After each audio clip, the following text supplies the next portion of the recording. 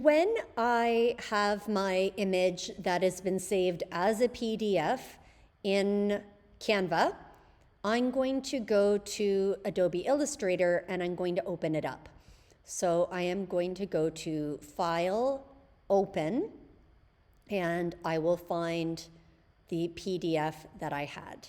And I've already got it open right here. And I'm just going to close this right here. I realize that you can't quite see the top of the screen, so I will just try to explain. Okay, so this is what the picture looks like. The first thing I want to do, these two arrows right here, this arrow will move an entire picture. Now, you might say, like, you're moving the picture right now, but nothing is happening. Something weird happens with Illustrator. I don't really understand Illustrator fully, but sometimes it makes these like transparent layers that do nothing above. If it does that, just select it and then hit delete. I'm also going to try to, I can draw a square and then I can hit delete as well. Oops, I deleted my orca there. And then hopefully there's another transparent layer. And now it's finally moving the picture the way I want it.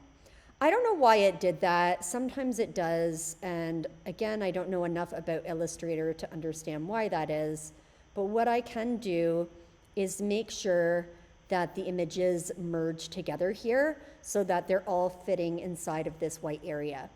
Then this one right here is what I use to select parts of an image.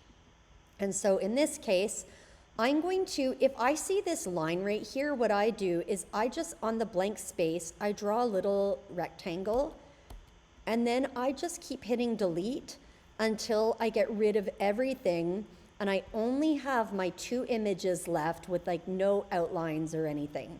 It's just my two images the way I saw them before. Then what I do is I go to Window and I go to Stroke. Now, stroke means the outline. And when you cut, the stroke needs to be set to something very specific or it will not cut.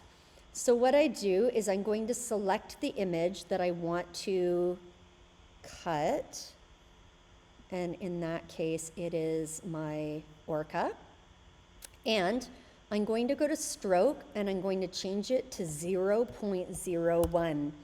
This is the only size that the laser engraver understands as a cut line. And if it's correct, it'll turn black.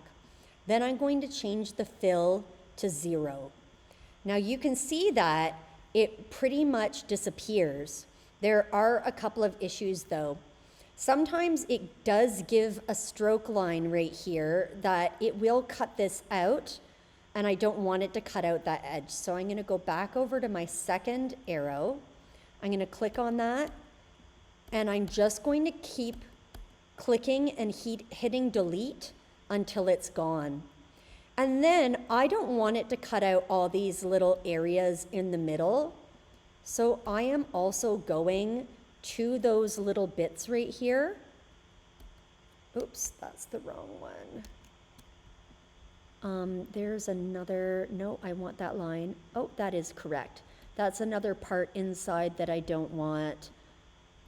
I also don't want it to cut that part. So there, oh, and I don't want it to have that either.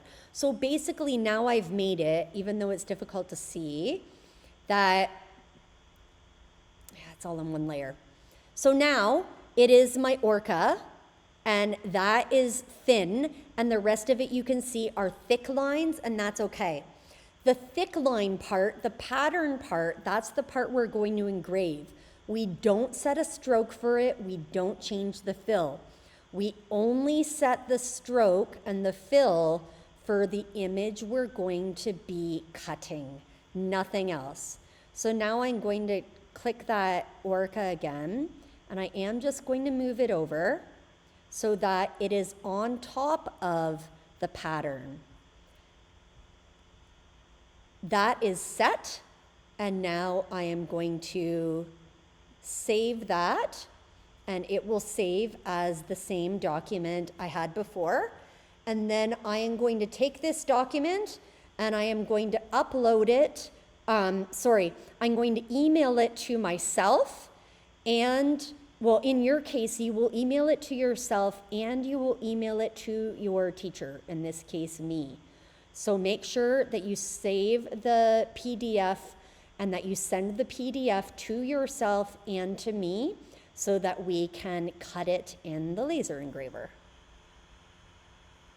When we want to